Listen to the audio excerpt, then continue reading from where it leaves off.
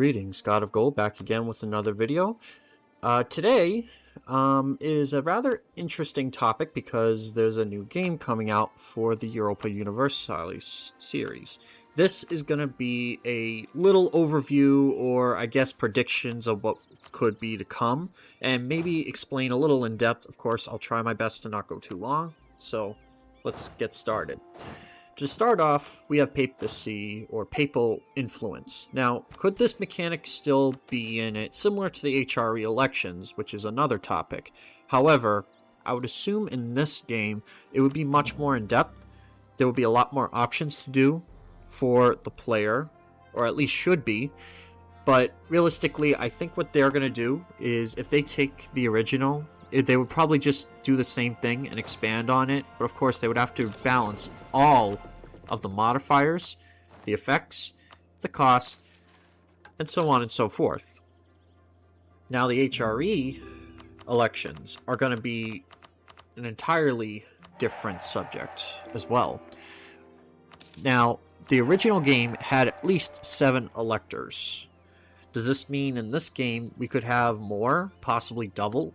Or could we have 20? 21, something like that. Like maybe it could be 3 times the size, because 7 times 3 is 21. So I would assume 21 electors would probably be anywhere between 14 to 21 would probably be the most realistic we could see out of this. Now, of course, I don't know for sure if the HRE will have more electors. I'm sure that because there's a bunch of different nations for them to deal with. I guess we'll just have to wait and see. Although my prediction is pretty much that. It's just going to be more electors. Of course, that's just a prediction, not solidified. Another thing, sieges.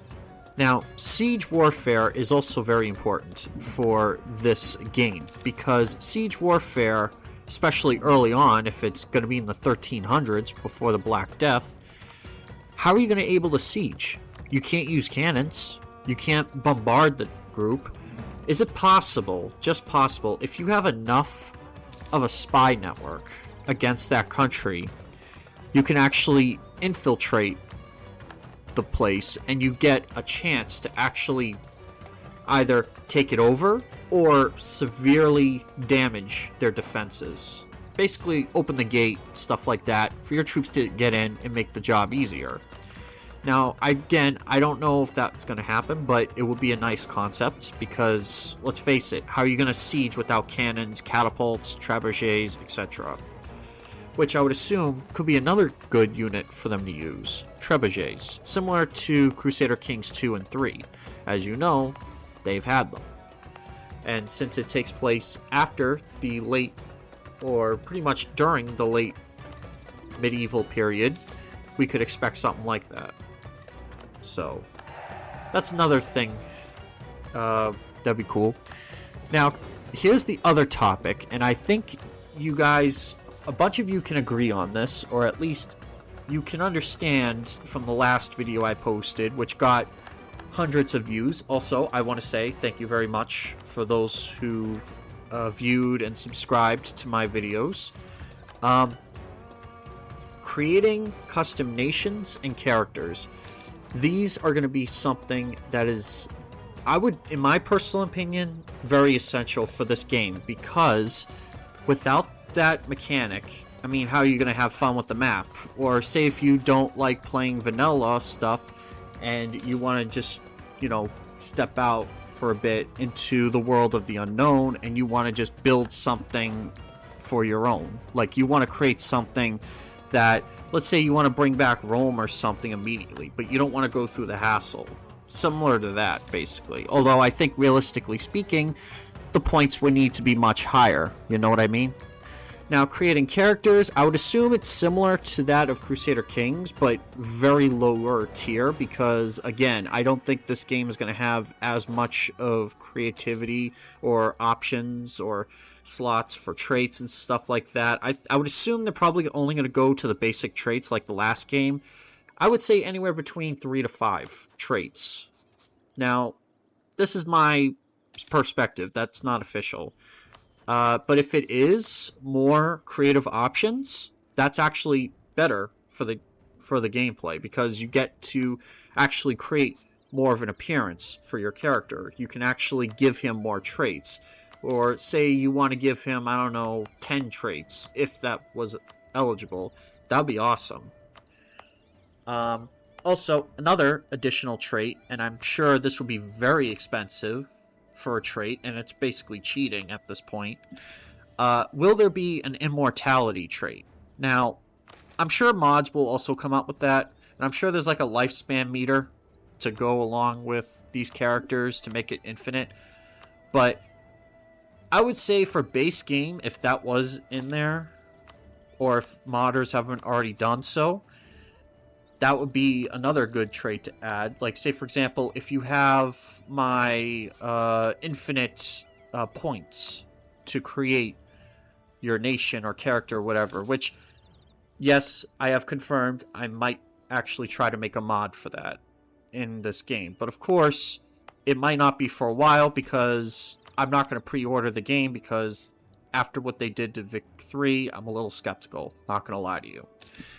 I know the trade have seen some issues, like it's been OP, like they don't offer a lot of versatility with it. It's very manual, you have to do, from what I heard, and they do have the automation thing, but I heard that one might be shaky to some people. But the diplomatic actions seem to be okay. The GUI is another thing. I don't know why it looks like Vic 3, basically. Do I mind the portrait at the top left? I mean, I don't mind it. It's okay. It's very different from the last game. But of course, that's what it's supposed to be. I just hope that the execution in this game is good enough to appease old and new players. So if you are looking to get this game, just be warned that it might not be, and this is the most likely case for this game, because Vic 3 has went through it, CK3 very early on, but they've improved that game very good. Although the DLCs as of late have been shaky, but that's a different subject. If EU5 is released, well, when it's released, it's going to have some lackluster areas. Granted, it might have, let's say, good tech, good leaders, a good, like, legitimacy system, or, like, crowns, or vassals. I don't know if, probably vassals, I would assume, is going to be in there. Pretty much the base stuff should be in that game. Another thing I completely forgot to mention for sieges, automated sieges. Like, for example, like in the last game, you can just travel around the nearby provinces that you select of that state, and then you can just siege them down normally. That would be another amazing thing to have. Will they have it? I would say potentially. Or if they do an update on that, it would have to be free. They can't just do like a DLC rehash, which honestly, I would see that would be very realistic for them, because Paradox has been undergoing some very negative trends in recent years. So I'm not holding my breath for this game. So just to be warned, if you see this game and you buy it, just make sure that, you know, if there is something wrong with it, or if there's bugs, you can always report it.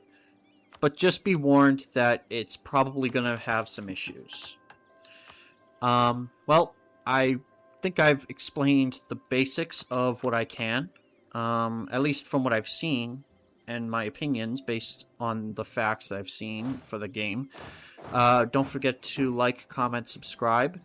If you want a more deeper explanation of the game, if you want me to actually get it and play it, that's fine. I can maybe do it. I don't know. But I'm definitely not pre-ordering it. I just need to make sure the opinions of the public carry motion first. And see what happens.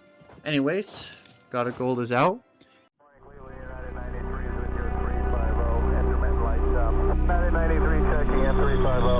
93, 350, roger. United 93, that traffic for you is 1 o'clock, 12 miles east.